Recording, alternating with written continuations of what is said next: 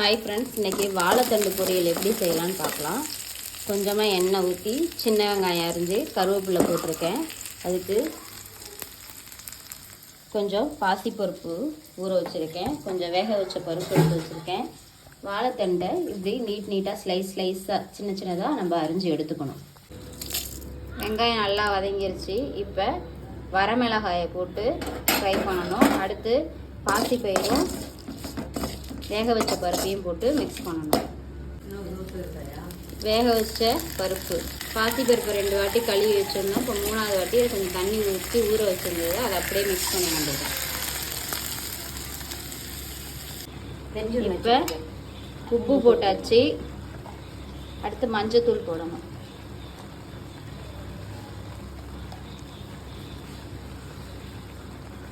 போட்டு நல்லா மிக்ஸ் பண்ணி விட்டுறணும். இதில் கொஞ்சமாக ஜீரகத்தூள் கொஞ்சம் போடணும்.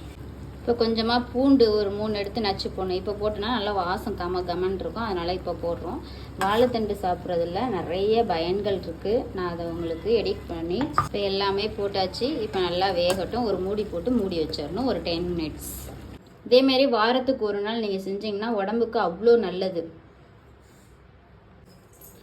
கடைசியாக தேங்காய் பூ போட்டு இப்போ மிக்ஸ் பண்ணி வச்சு இறக்கியாச்சு. இப்போ சுவையான வாழைத்தண்டு ரெடி ஆகிடுச்சு. இதே மாதிரி நீங்களும் செஞ்சு